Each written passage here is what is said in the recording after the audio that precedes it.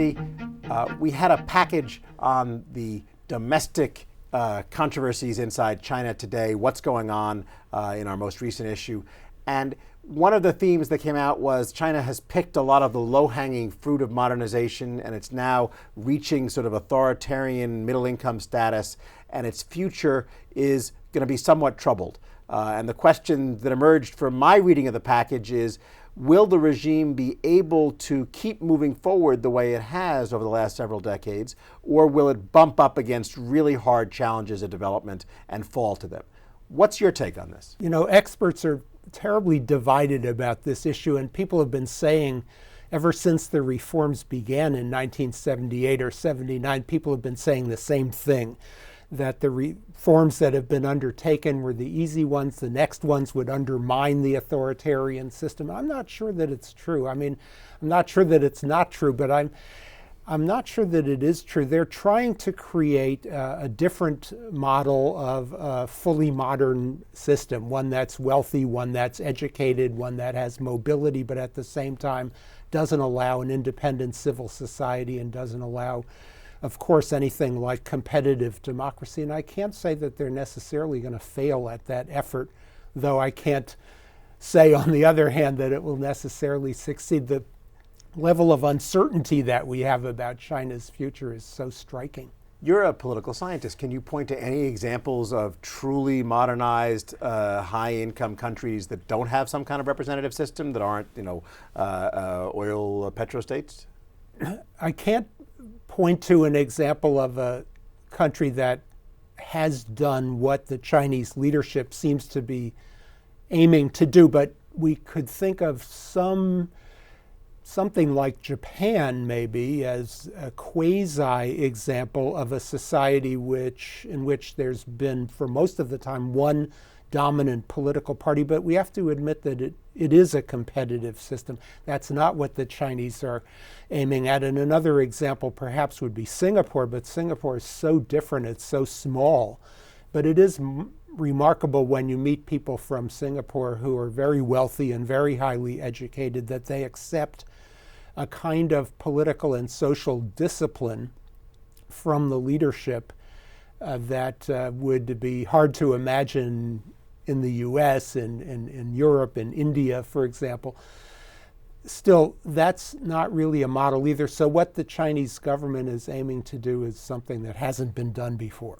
Some people have argued that the experience of countries, one-party authoritarian regimes like that of the PRI in Mexico or the KMT in Taiwan might be the model, that it's sort of a gradual, controlled transition over time at higher levels of development where the main party still retains a lot of power. Is that a possibility, do you think? That's certainly a possibility, and if it were to happen, it would happen probably after the current leadership, and who knows who the future leaders will be and what their vision will be. And we don't even really know what the vision is of the current leadership. Let me try to imagine the mind of Xi Jinping, which is to say, look, our forefathers fought with blood against many domestic and international enemies to create this regime. We have a vision for the greatness of our society, but we're surrounded by enemies, and we're ruling a society that's very turbulent with a lot of selfish and undisciplined people. And the only way to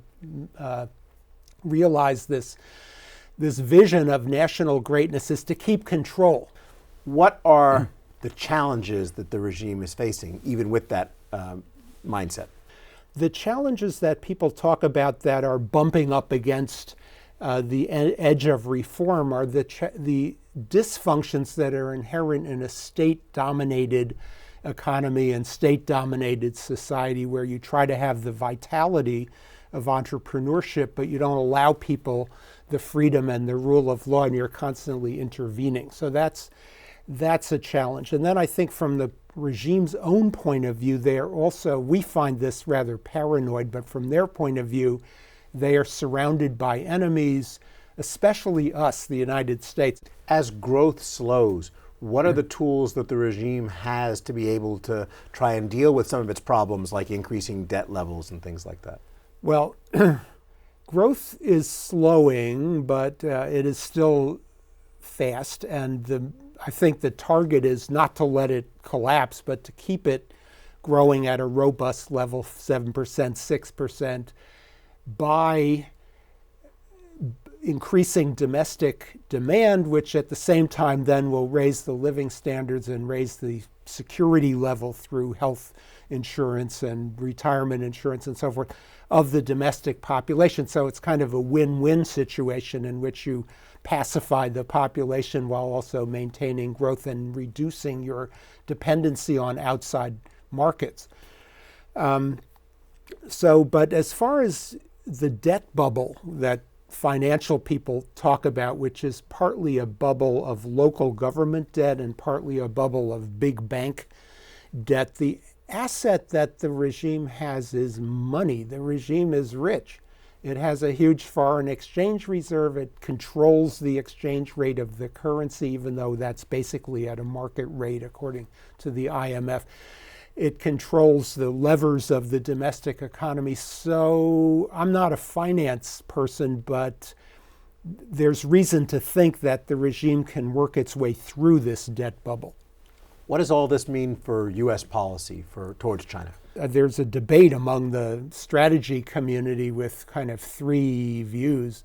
There's no view that says that we can stop the rise of China. It's too late to stop it. There is a view that says that we've got to double down on containing China, basically, the Obama rebalance to Asia, that has to be beefed up. It's not strong enough. And then there's a view that says that we should seek a kind of compromise with the Chinese, for example, give up Taiwan, which is a big source of controversy, or give up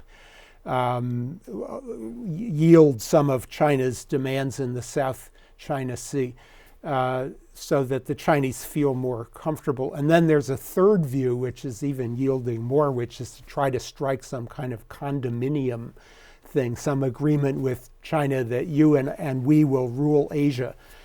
So my view is more to the double down on the rebalance to Asia position. That is to say, I think there's no bargain you can strike with another power. Is there likely to be any intersection between the domestic Chinese story and the foreign policy story? If you think China's going to collapse, then that is a nightmare. And among all the nightmares we worry about, we don't worry enough about that one. It would be horrible because China is very big. Anything that happens there influences the rest of the world, and it's profoundly interdependent in so many ways. I think the reason we don't worry so much about it is that few people, there are some, but few people really seriously predict a collapse, whatever that means. It's hard to imagine what it would even be. But China's domestic scenario is intensely linked with its outside. First of all, there's the economic piece. You've got to keep that economy going, and that involves foreign resources, foreign markets. And then there's the big minority piece, the Tibetans, the Uyghurs, the ethnic Koreans who live in China who have Chinese citizenship, and other minority groups who all have foreign connections, diasporas, and so forth. And then there's the issue of China's domestic evolution. Will it be a democracy? Does the new middle class have demands on the government? And they're tremendously penetrated by outside ideas and culture. Is the rise of China the single largest story of our age? It's the single largest story for us China specialists who teach about China. The rise, I hate to make that claim, but the rise of China is a big story, and it sort of has happened now. We know it's happening. But one perhaps could argue that the rise of China from a military and strategic point of view for the foreseeable future is chiefly an Asia story. So whether China will develop really a strategic footprint, it has a small military position, but will it develop a major military position in Africa, the Middle East, Latin America, Europe, the Mediterranean? I'm a skeptic about that for this magic thing called the foreseeable future, which is perhaps 10 to 20 years. if we look beyond that, then we can do all kinds of Hollywood movies about the rise of China. Nobody knows what will happen. Andy Nathan, thank you very much. Thank you.